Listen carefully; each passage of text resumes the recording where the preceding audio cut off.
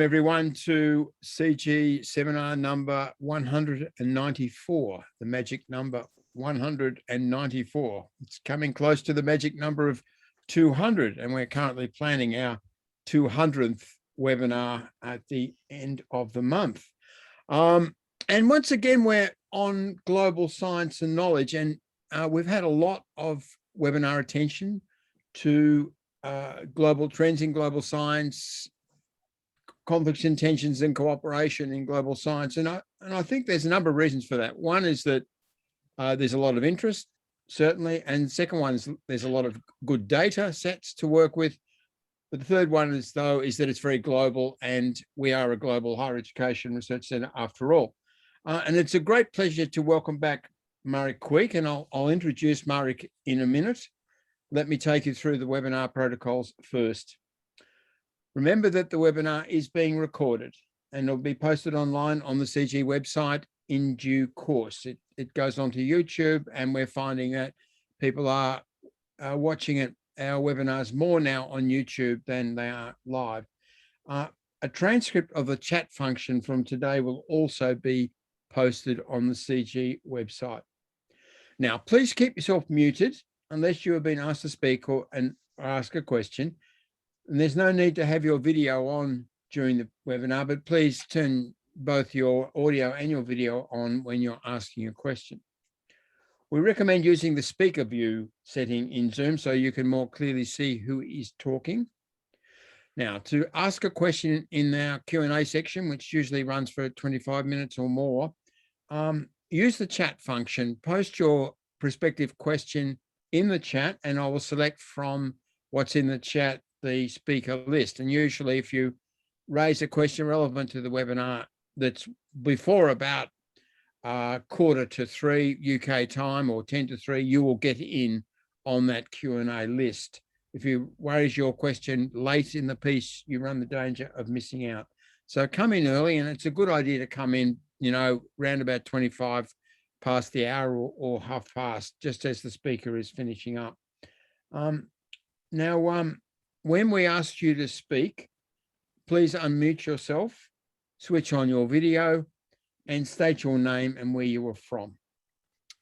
Now, it's a great pleasure to welcome Marek Kwiek back again. Marek is a professor at the University of Poznan in Poland, and he's a world authority on many things, but not least on the science system, the knowledge system, and how it's evolving, and its relationship to academic work and careers. And Marek gave a very successful webinar late in 2020, which was well attended and got great responses on the day. And we're expecting good things from him again today.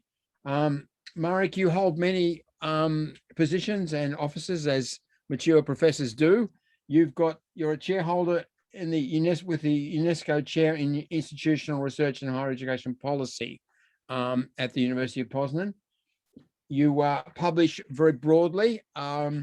We see your work in higher education, studies in higher education, so metrics, the Journal of Economic Surveys. There you are. In 2019, you published Changing European Academics, a comparative study of social stratification, work patterns, and research productivity. And you've been the principal investigator in 25 international higher education research projects. You're a member of various editorial boards. You're a frequent voice in higher education and science studies, and we're very lucky to have you with us today. Marek, the screen is now yours. Okay, thank you so much. It's a great pleasure to be here again. Thank you for this kind invitation, accepting me again. I will share my screen first.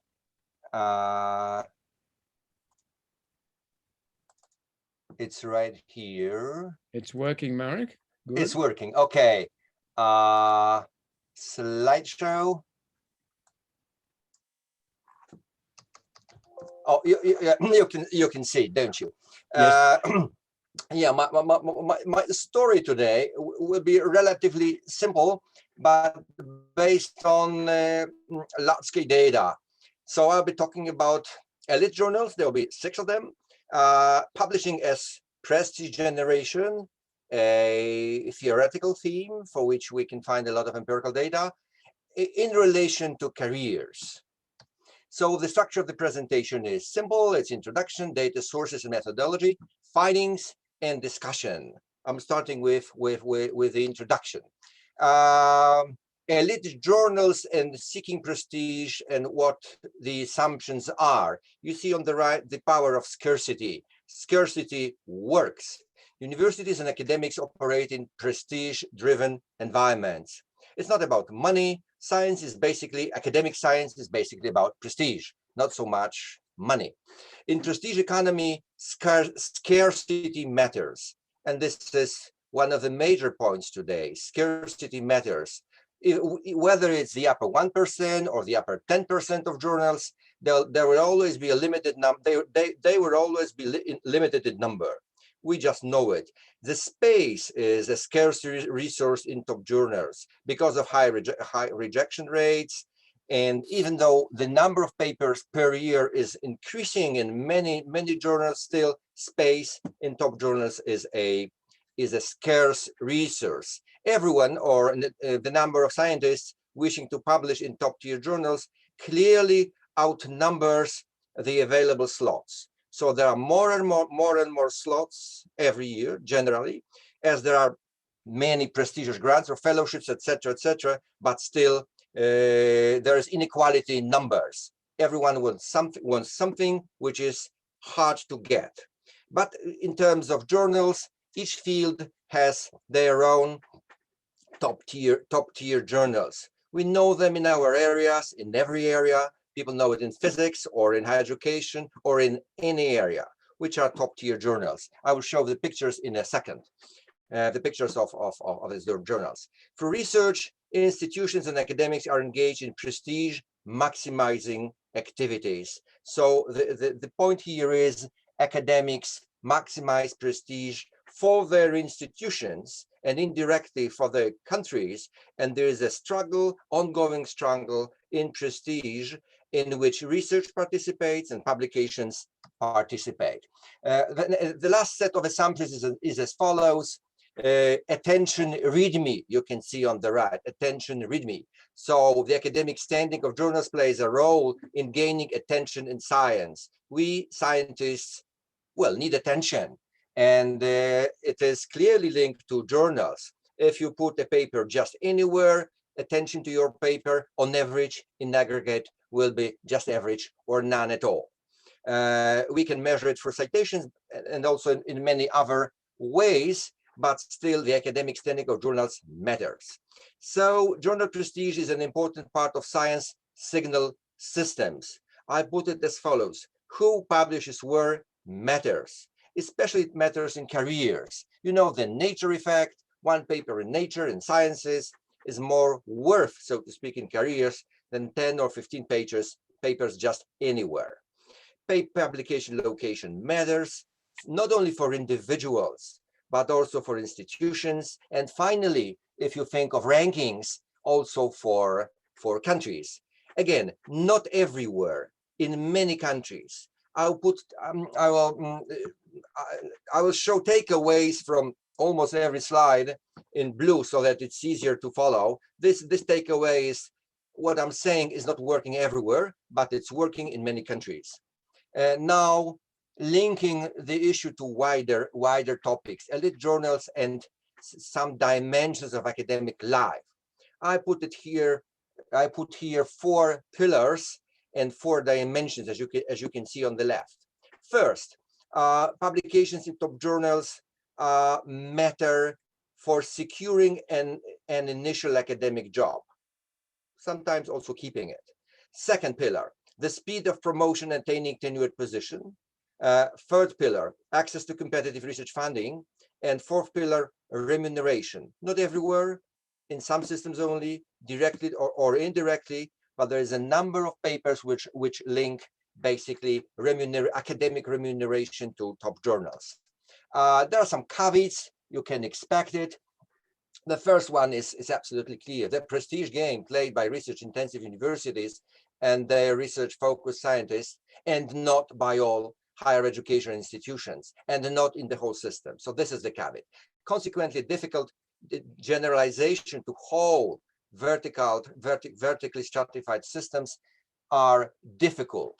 So what I'm saying generally refers to some type of institutions and some types of academics, not all academics, and not everywhere. This is the fundamental caveat. So subsectors, the role of top journals in subsectors is huge, while in other subsectors is just zero, or these top publications are irrelevant. And we need to remember it. Also in terms of disciplines, there are cross-national differences, there are cross-disciplinary differences.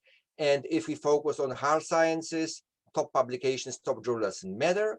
But if we focus on, for instance, book-oriented subfields within the same fields, say history, there's a different story. So top journals don't matter everywhere to the same extent. Elite journals and careers, just one story which Simon Marginson certainly knows. Top journals are flooded with submissions, and journals closer to the bottom of the pecking order just fight to attract offers. And this is a fact of life. There is a number of, I would say, a flood of evidence from country level analysis which link promotion, tenure, recognition, funding to publishing in top journals. I mentioned just a few, a study for Denmark, for New Zealand, for Austria, for the US, South Korea, Sweden, and Japan. There are many, many more, but generally this theme can be linked to what I put here in this picture, quantification. In the prestige economy, academic careers are ever more quantifiable. And when I talk about top journals, this is certainly part of the ongoing quantification game, which I must say, I'm not so much against. We need to measure what we are doing, and I'm not against quantification as such. So I put it here, governance by numbers or governance by indicators. It's a story of success, it's a story of failure, but still it's a fact, quantification.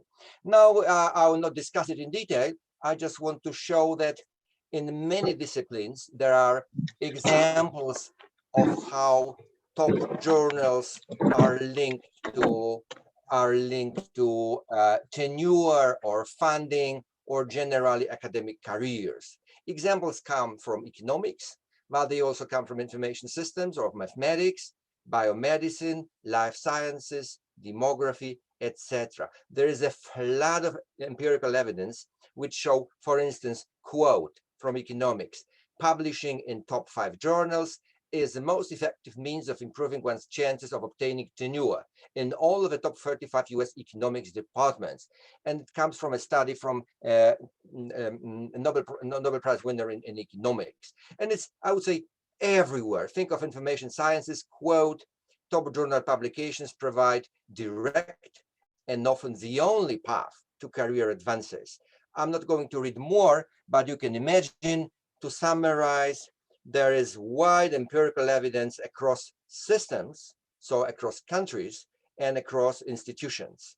I mentioned just a few examples here. The present study, so higher education field.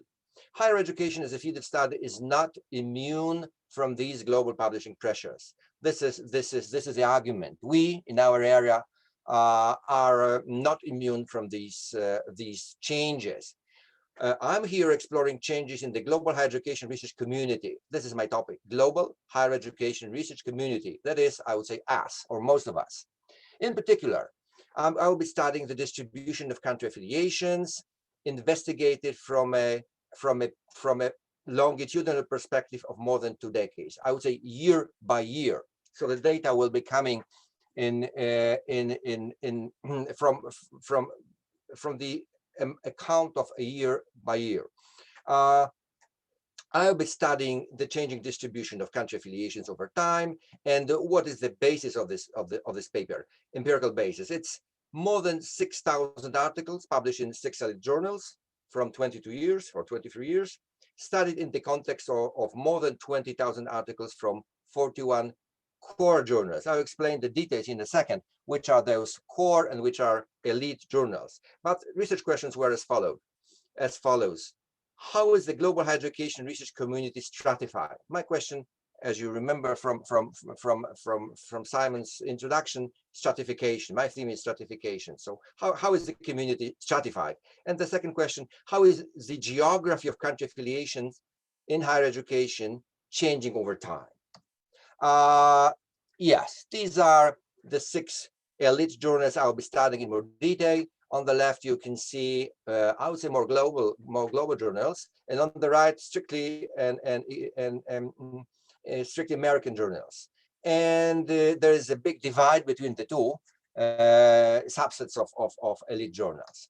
Now, theoretical background very quickly, 2 strands of research: prestige maximization model of higher education institutions and principal agent theory.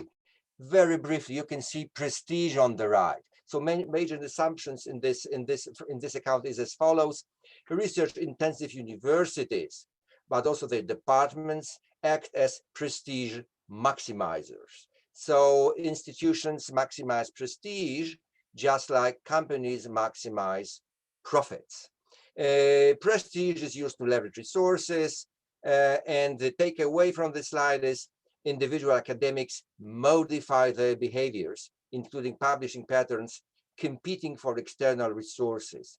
If we take 10 or 15 years into account, we see how academics modify their publishing patterns, and we can show it in detail.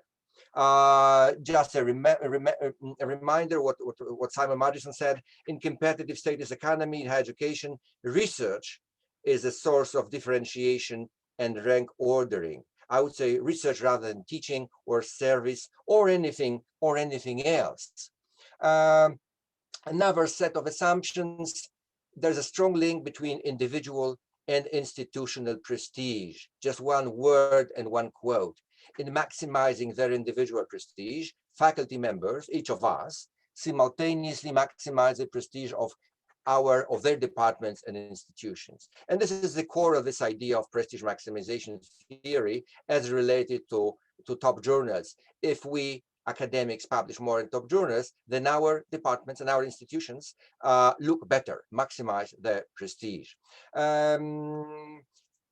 Individual publications elevate institutional prestige. There's no other institutional prestige than the one that can be gained through individuals.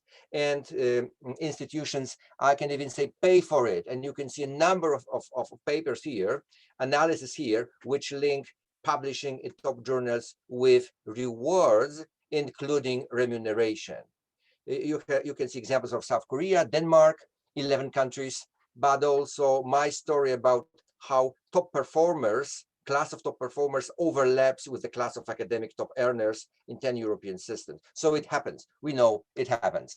I would say it's enormously interesting and enormously important. The credibility cycle, why publications matter. Look at the left, please. Scientist is in the middle. This is the level I'm interested in.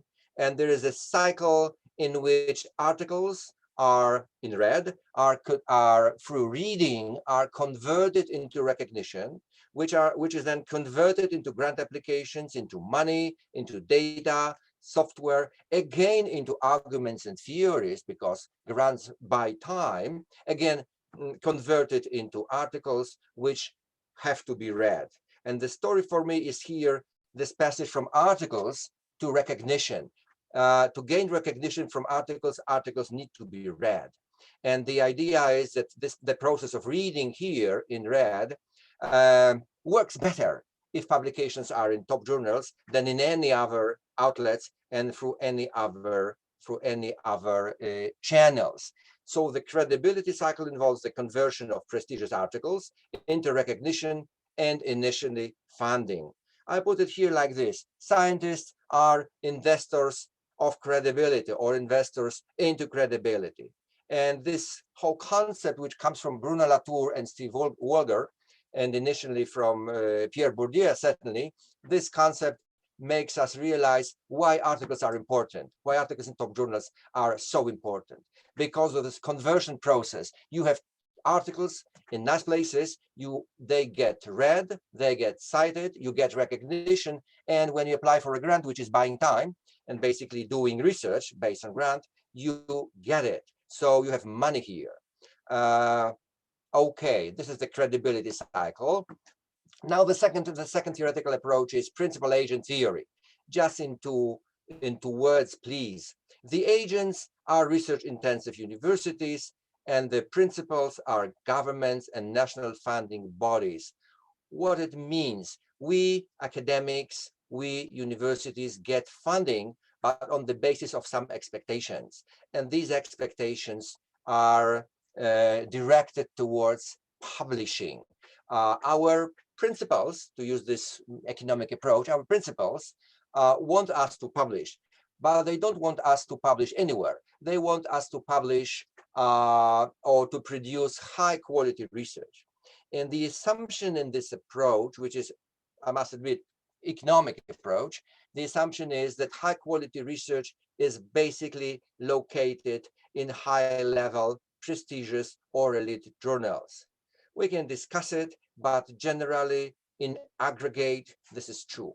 So all those bibliometric classifications or journals are based on citations, and citations means readership in using papers. So why principals want to control us agents? They want to control us because we scientists may choose to publish in low quality journals, which is easy. No revisions, no R1, R2, etc., no rejections. Or we may choose not to publish at all. Or we may choose to engage excessively in private consulting or whatever. So this principal agent theory shows what our governments, but also our research councils do to make us produce high quality research.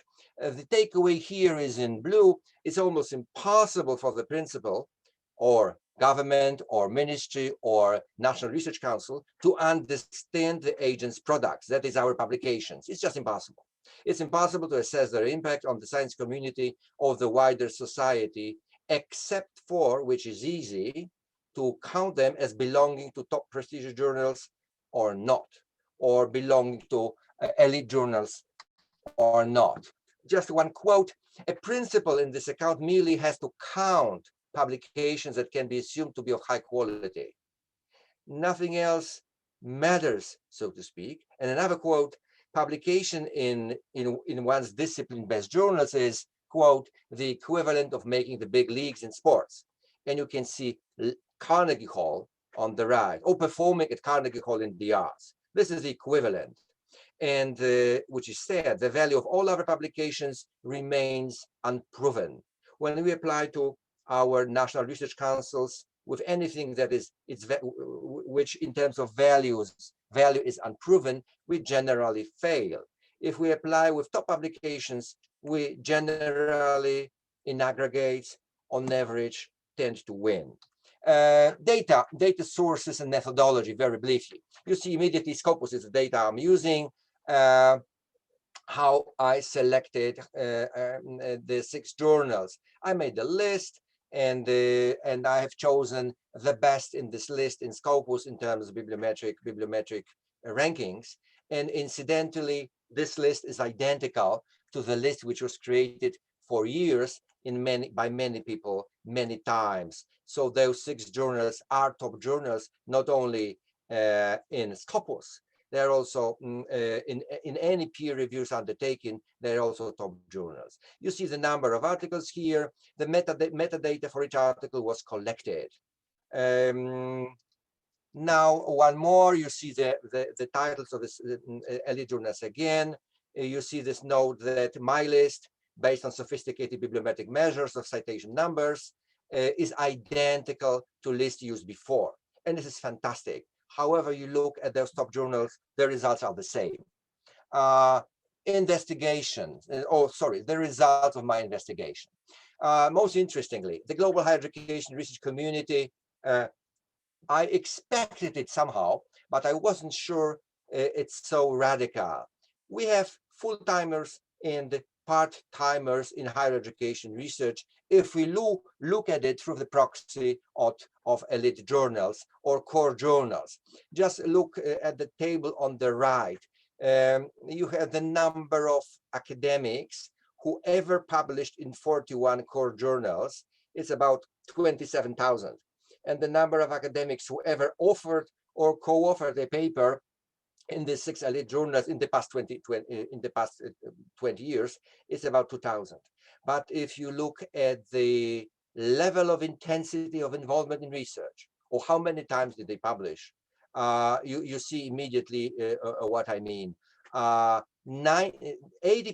of authors appeared in these core journals only once, and 80%, almost 80%, appeared in these elite journals only once. And the number of those who appeared 5 times, and I mean those core journals, not only elite journals. Core journals are all those journals in which higher education or tertiary education appears in the title. So those full-timers, so to speak, there's less than 900 or 3% in terms of, if we think of core journals, and the same 3% or 300 in terms of elite journals. So we are heavily stratified, or our distribution of us as global higher education research community is highly skewed. You can see it here in these pictures on the right. One author thousands, but 5 authors, 5 papers invisible. And in the same cases for elite journals.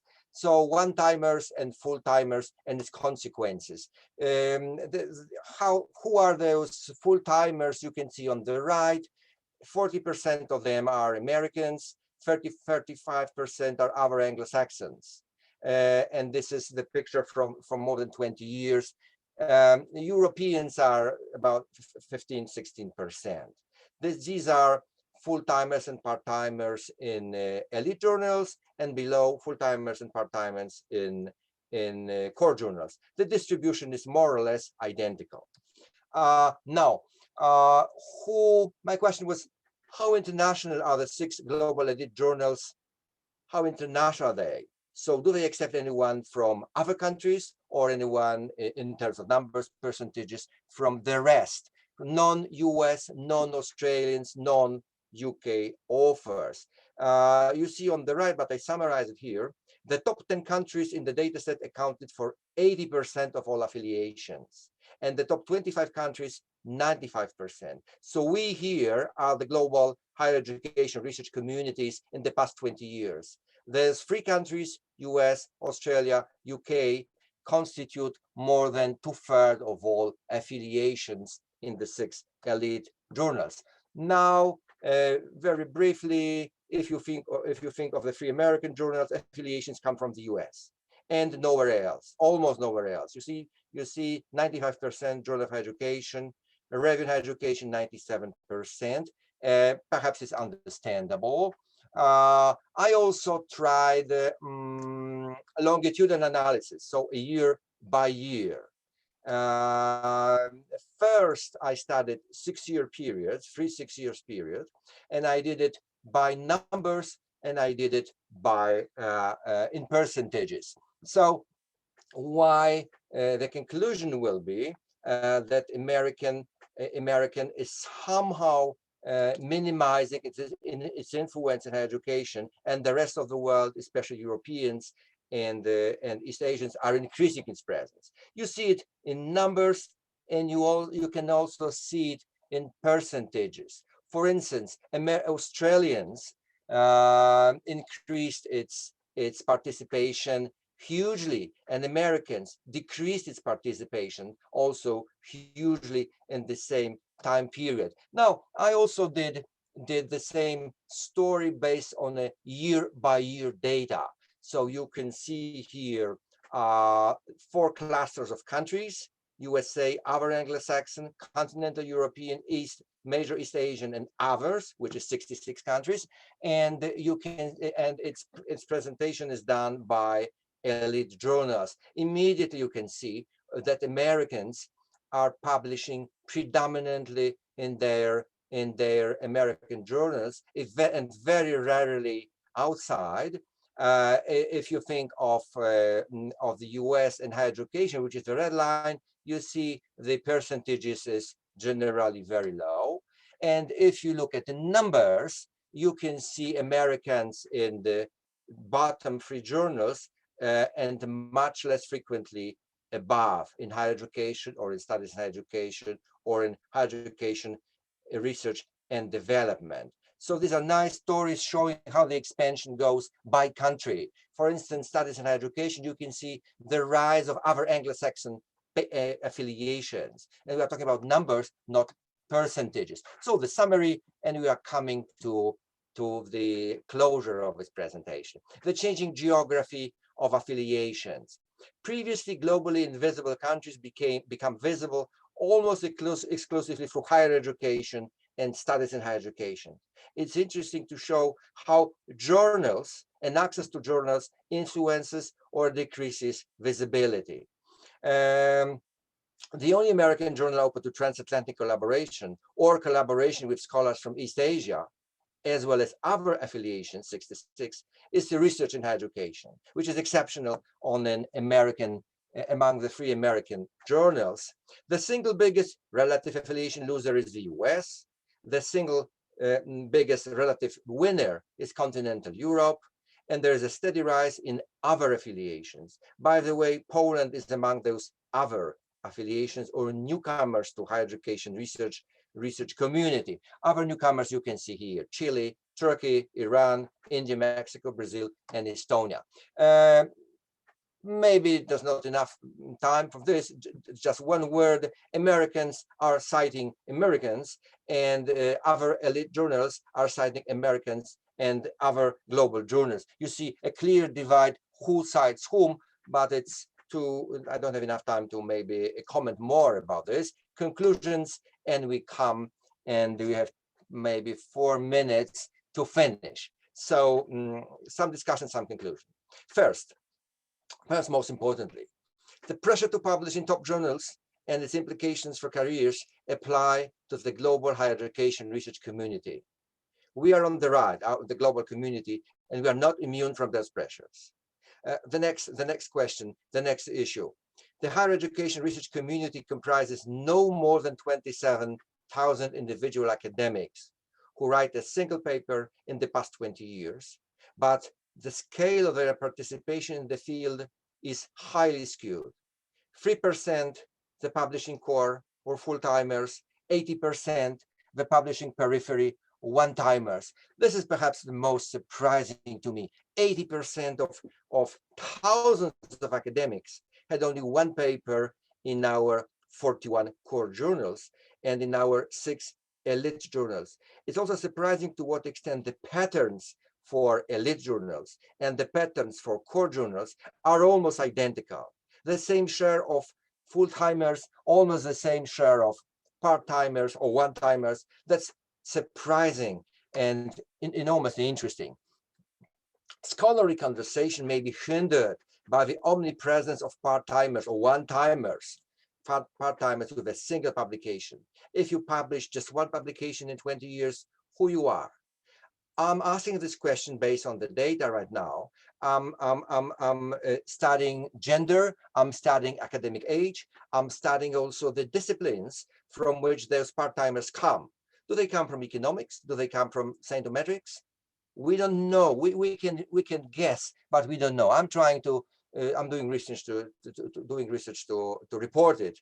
The community today, the higher education research community, is highly stratified. So few scholars publish intensively, and the masses, I would say thousands of scholars, publish just once, with implications for our community. And the last slide. Only 2 elite journals, and these are higher education and studies in higher education, attract an increasing share of non-Anglo-Saxon authors, especially Europeans over time. We show it year by year. All those newcomers, like Poland also, but many other countries, but also newcomers like Germany or Belgium or other nations from Europe, they emerge in this field through higher education and studies in higher education. Consequently, only these 2 journals can be regarded as truly international. What is going on globally? There is a relative weakening of the field in the US. We see it by numbers, we see it by percentages, we see it by any metric we choose. And there is also the relative strengthening of continental Europe, East Asia, and elsewhere, meaning the other countries in our field. So we are becoming truly global in higher education research. We are becoming truly global. The three journals are strongly American, and they remain so. This is the conclusion of our journals. And the three last sentences. Seeking prestige for publishing in top journals is important today, and it's more important than ever before for academic careers. But I would say it's more important than ever before for younger cohorts. I'm very often harshly criticized on Twitter that I'm, as a established scholar in higher education, I'm advising young scholars what to do and what not to do. I believe it's my responsibility to tell you what I see in the data. So I'm saying publishing top journals is important, and please believe me. The second sentence is the credibility cycle in higher education careers make elite journals a critical point everywhere.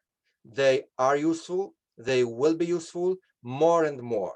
So the role of those elite journals in higher education, as everywhere else, is expected to grow in the future. There will be more movement, there will be more busy people at the top, busy editors, busy journalists, etc., and less job at the bottom.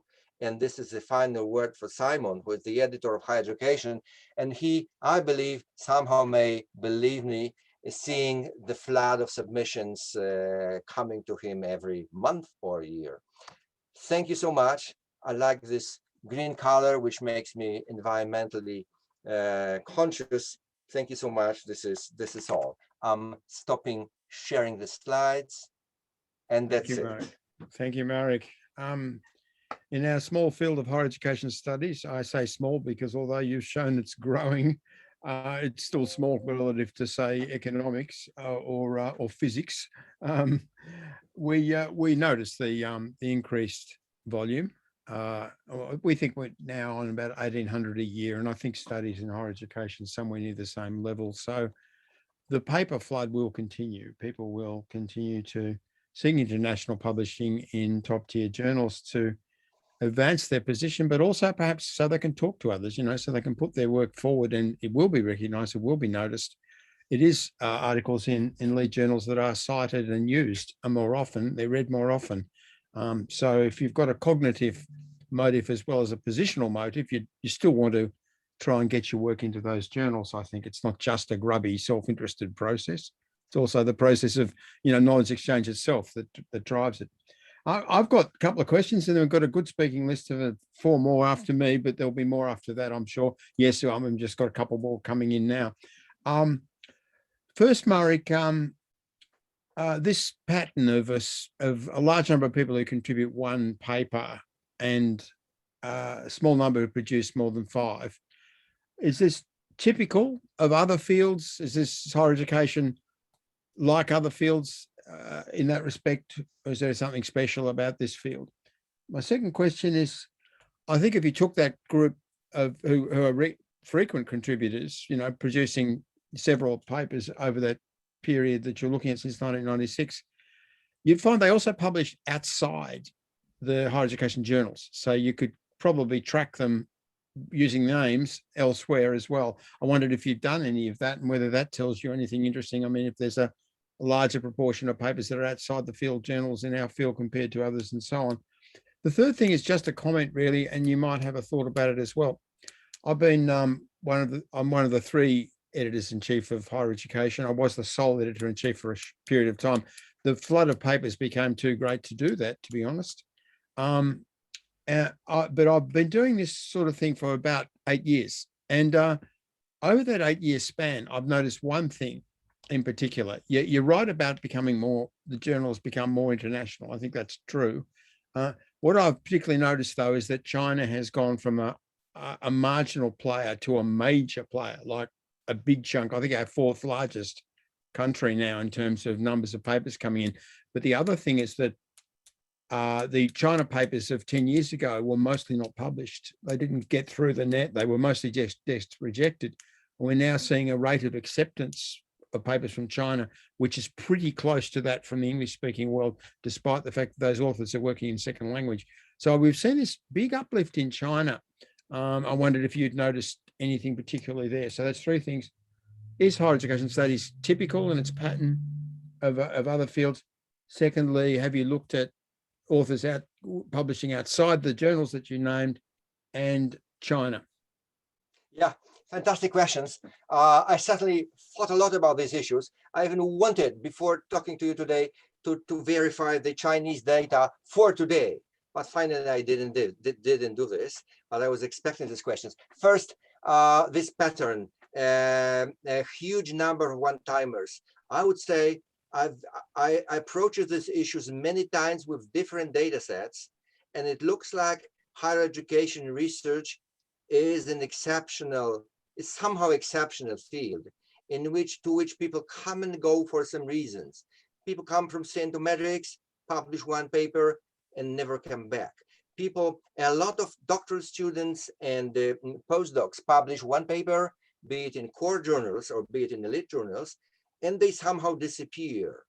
And I would say it's rather exceptional. I studied economics because economics is it's somehow the most studied area in terms of elite journals, provides examples for the past 30, 40 years. So it's a number one issue in economics to study elite journals, the top five. Everyone knows the top five.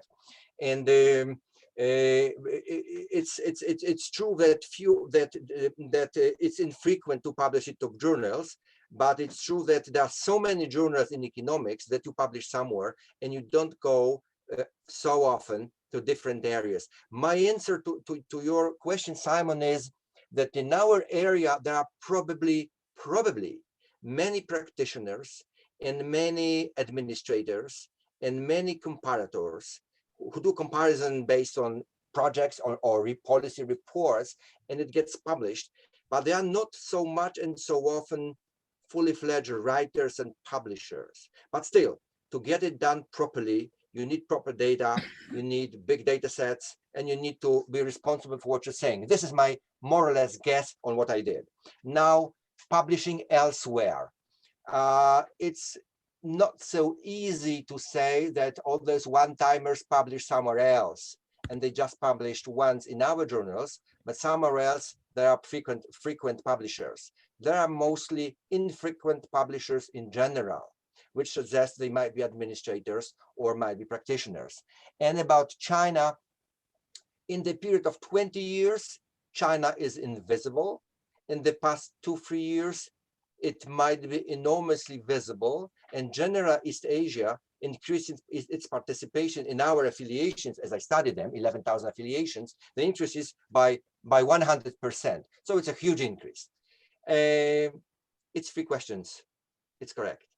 That's right. Thanks, Marek. And I've got a call list of 1, 2, 3, 4, 5, 6, 7, 8. So, and some, including some interesting names, as you will have seen in the chat. Great pleasure to invite in Maria Yukovic, who's a colleague of mine at the High School of Economics in Moscow. Maria.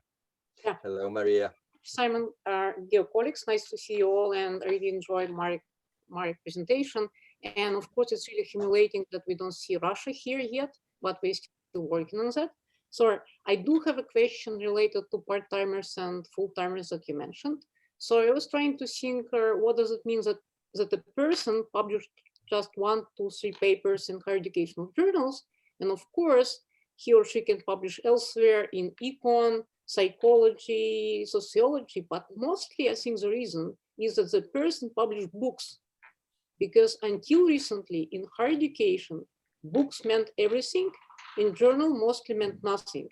So if you think about big guys, like senior guys who are now in the later stage of their careers, most of them still stay with books, and they sometimes publish journals, but you don't see them on your radars, which means that if you want to have your model to be complete, you need to consider both journals and books, and to explain why it's more prestigious to go for one pillar, not to another one. So I would try to think about how to cope with chapters, which of course a headache, and books to make your model more general one. Thanks a lot. Yes, that's a great issue. I skip limitations. There's a number of limitations. I skipped them. They are in the presentation, but I didn't say much. Certainly, to have the data from a longitudinal perspective and to have citations year by year and to have those distribution affiliations, you can't repeat this exercise for books. So the only thing you can say, I'm studying journals. I'm studying journals in English, and I'm also studying journals in Scopus. This is a limitation.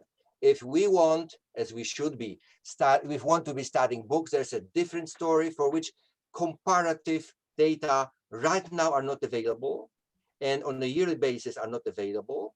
We certainly know, let's look at Simon Marginson, yeah? All those top citations, or most of them, come from his top books.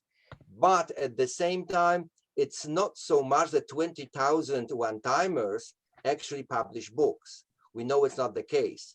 Some top guys publish a lot of books.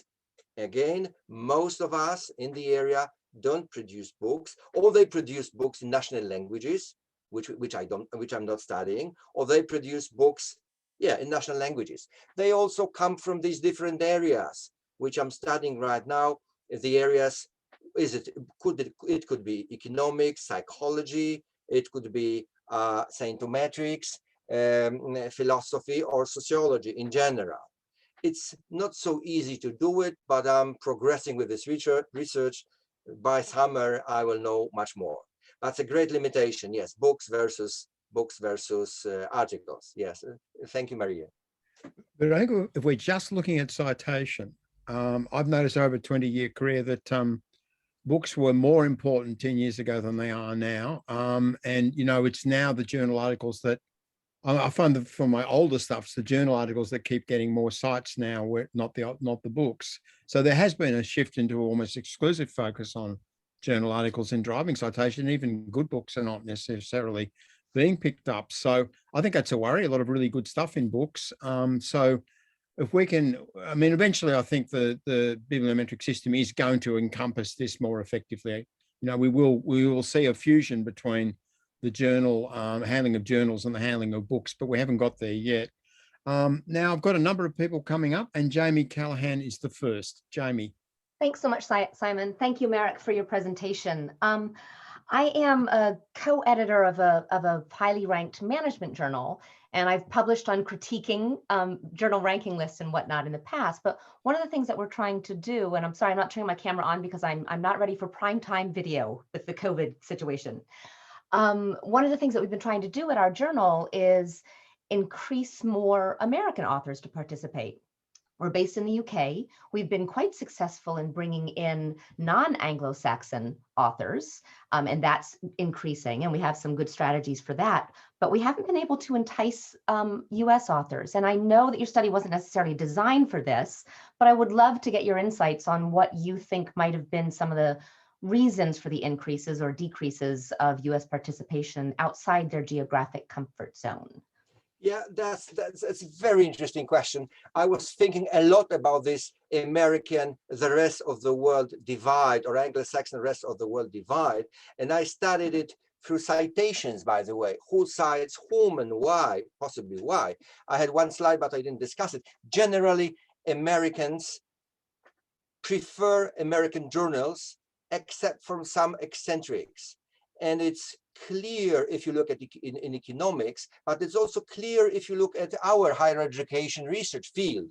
Americans in large percentages publish in American higher education journals because it matters in American labor market and it matters in American market of prestige. Somehow, if you look at influx of Americans to higher education and studies in higher education and higher education research and development, it's not happening. The Americans in 77% occupy those American journals and they want to be there, and they, interestingly, don't collaborate with Europeans or with East Asians in those American journals. So they prefer to write alone or in collaboration with our Americans. This is surprising. But if you look at this large map, which I produced in VOS Viewer using the same data, you immediately realize that citation network for Americans is different from citation network for the rest of the world. And we non-Americans cite Americans, but Americans don't cite basically and in aggregates us. And these are these big colorful pictures divided between free journals and the other free journals. So my answer to your editorial question is the issue of prestige of non-American journals to Americans. That would be my guess, because I can see in higher education study based on the data. I may be wrong, but I can see it based on the data. Thanks, Marek. That's exactly what we're trying to do. We'll maybe one day we'll be able to report back to you that we've been successful. Thanks, Jamie, and good to have you on the show. Hongwei Gu, you're next. Hongwei. Thank you, Simon. Elite journals are losing their position of privilege. So Marek, I would like to ask you, what effect have the digital age had on elite journals? That would be simple. Yes, that's a good question. I studied it in detail in higher education paper, but not today. I studied the concentration index of elite journals versus all other journals. And there is a clear deconcentration going on in the past 20 years, meaning that there are more and more papers published in non-elite journals. So somehow the role of elite journals is diminishing in terms of expansion or in terms of number. But I'm not sure, and I wouldn't give a penny about it, that the prestige role or tenure role or funding role or promotion role of elite journals is decreasing. I would say even more, it's increasing. Also, all those citation-related data show that the 6 journals are doing fantastic, and the rest of journals are somewhere in this pecking order, but the top 6 in higher education in terms of citations are doing just fantastic. So there's some deconcentration, but still prestige is doing well. Thank you. Thank you both. We better move quickly now. I think I might take several questions together. I will bunch the questions for you, Marek, and then we'll give you a longer reply, which will close the webinar. So colleagues that I haven't notified that you're coming up soon, you are coming up soon, so be ready. The first question will be from David Mills. Thanks, Marek. Really very interesting presentation. Great data, really interesting. So my question really is a sort of moral normative one. Should we be worried about this? You know, if actually concentration is getting prestige is getting concentrated in a few elite journals, that surely reduces diversity, reduces epistemological diversity, it reduces new insights, it sort of reinforces social prestige. It doesn't feel like a healthy way to go. And if we were talking about universities, we would be doing everything we could to minimize that, and we'd be trying to challenge that control. What's your sense of whether we should be doing something about this? Okay, Marek, I'm going to take some more questions. Remember the answer. Important question. I will not remember the questions probably. My mind is not that great. So, Marek, I've got a lot of people on the call list. I need to bring them in. Okay. So David's asking you about elite journals versus elite universities. Should we be concerned about access, equity, those issues? Okay. Okay, I remember. Now, Calypso Philippou, you've got the next question. Yes, thank you. As an early career researcher, I was a bit struck by the finding that only 2 elite journals attract an increasing share of non-Anglo-Saxon authors. And I was wondering, why do you think, Marek, is that? Can it be, why is it that these journals attract or not? Could it be that some reputation or barriers are well known between academics, and then those 2 elite journals are welcoming or not? So I was wondering if you have any views on that. Thank you. Okay, so say that one too, Marek. So-Young Lee. Yeah, thank you, Simon, and thank you, Marek, for wonderful questions. So my question is, what does this stratification of higher education journals mean in shaping knowledge developments in the higher education field. For example, if a number of researchers who aim to publish in elite journals try to fit their ideas to the taste of the editors or the major voices of the journal, wouldn't it simply, I don't know, reproduce hegemonic ideas in the field? Okay. Yeah. So we're getting the same kind of questions, Marek, about stratification. Is it a good thing? Justin J.W. Powell. Justin. Hi, Marek and Simon. Thank you. My question really is about the part-timers. I'm concerned about problems of synthesis in general because we have pure exponential growth in the number of papers being published in all fields. And what are journals' responses to that situation? And I wonder if you have any ideas or suggestions for journals to create opportunities for synthesis of part-timers who are maybe giving us very important results on one case study, but we really need to somehow come to an overarching synthesis of those results. Thanks. Okay, so part-timers, remember that one. Now I've got, I'm going to take two more, Marek, and then give you the floor. Hans DeWitt. Hans. Yeah, thank you. Partly my question was, I mean, you correctly joined me in saying that American authors in general write not only for American journals, but also use American references and also case studies. When I was editor of the Journal of Studies in International Education, that was clearly the case with 80%. And it also, in fact, that they were much more rejected by the non-American journals because they say, well, we want to have a global perspective. And I also agree with Simon that books are in general much more in the past sided, but now you see that it's much more journals, and which I think is limiting. But it's not also the composition of the editorial boards and the reviewers a very important aspect to change the whole environment? So that's my question, basically. Thanks, Hans. Now, we don't want to overload you, Marek. I'm going to take one more. Alice Wancha. Alice. Thank you very much. Thanks, Simon, and thank you very much, Marek, for the very interesting presentation.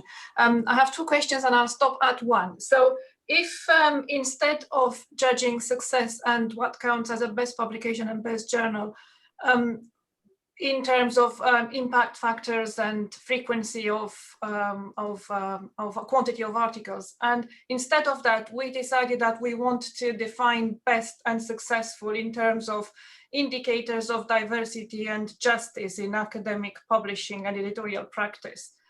What would such things do? And would your list of journals look the same? Okay, Marek, you've got some interesting topics there. I can help you a little, I think, if you're not quite sure which question was which, but the floor is now yours again. Okay, thank you so much for raising these issues. Well,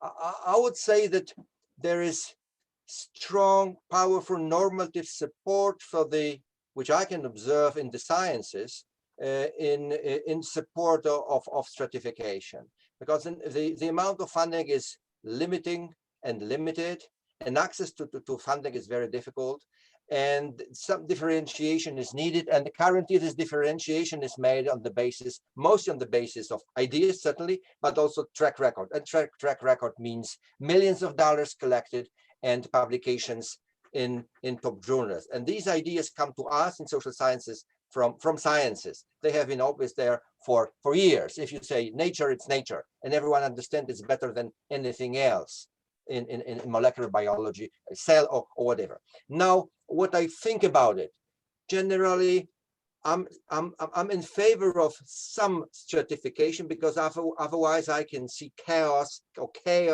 in the distribution of funding, in the distribution of academic jobs, in the distribution of postdocs, and all other resources. So if you ask me, oh, can we change board members, advisory board members and everywhere and make things differently? I don't believe things will be differently, because what we observe now in social sciences have been observed in economics or in the sciences for years.